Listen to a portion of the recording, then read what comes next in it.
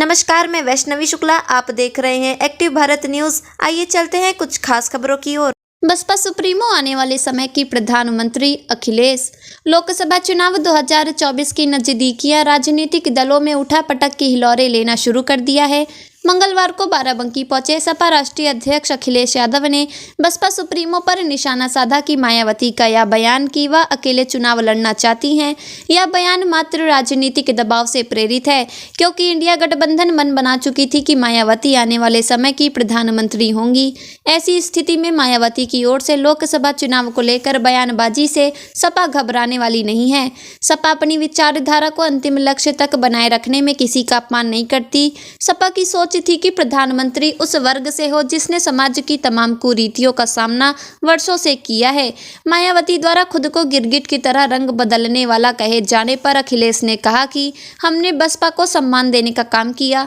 ऐसे में मायावती की ओर से इस तरह के बयान का मतलब है कि उन पर किसी तरह का दबाव है। सपा और बसपा की सबसे पहली शर्त ही मायावती को प्रधानमंत्री बनाने को लेकर थी। मायावती को यह नहीं भूलना चाहिए कि समाजवादी गठबंधन के चलते ही बसपा ने कई लोकसभा सीटें जीती थी। आज जब देश का संविधान खतरे में है, तब मायावती उसकी रक्षा के बजाय सपा पर ही आरोप लगा रही हैं। अखिलेश ने कहा कि आखिर मायावती को प्रधानमंत्री बनाने के पक्ष में रहने वाली पार्टी क्यों उनका अपमान करेगी। अगर समाजवादी पार्टी का सम्मान मायावती को खराब लग रहा है तो इसमें हम लोग अब क्या करें। बसपा सुप्रीमो जरूर किसी के दबाव में आकर बयानबाजी कर रही हैं। सपा पीडीए को सम्मान दिलाने की लड़ाई लड़ रही है। पीडीए में आधी आबादी और दलित भी शामिल हैं। ऐसे में हम लोग आधी आबादी को सम्मान देने की बात करते हैं। लगातार अपने गठबंधन को मजबूत करने और दूसरे दलों को जोड़ने की कोशिशें करते रहते हैं। इस चुनाव में हमारे लिए पीडीए ही भगवान है। पीडीए हमारे साथ है तो हमें किसी का डर नहीं। पीडीए भाजपा को उत्तर प्रदेश से हटाकर दम लेगी। आइए रुख करते हैं बाराबंकी की ओर और देखते हैं यूपी हेड राजेश तिवारी की रिपोर्ट। देखिए, हम तो उन्हें, अगर आपको याद हो, सपा और बसपा के गठबंधन की सबसे पहली शर्त यही थी कि वो प्रधानमंत्री बनेंगी।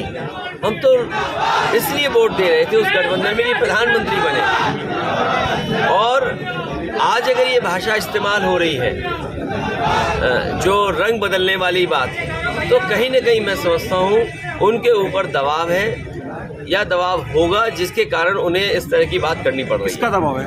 ये तो मुझे भी नहीं पता, आप भी पता करो। अगर मुझे पता होता तो मैं बोल देता, लेकिन मुझे ये लगता है कि जब बाबा साहब भीमराव अम्बेडकर जी का संविधान खतरे में है, संविधान कैसे बचे, संविधान की रक्षा कैसे हो, जब देश में वो लड़ाई छिड़ी हुई है और उस समय समाजवादी पार्टी पे आरोप लगाते हैं, जिस समाजवादी पार्टी से गठबंधन से तमाम लोकसभा की सीटें जीती हो बहुजन समाज पार्टी। और मैंने आपसे कहा कि गठबंधन में पहली शर्त यही थी कि उन्हें प्रधानमंत्री बनाया जाए। उस पक्ष में जो पार्टी रही हो, वो पार्टी क्यों किसी का अपमान करेगी। अगर हमारा सम्मान देना उन्हें खराब लग रहा है तो मैं क्या करूं उसके लिए। भैया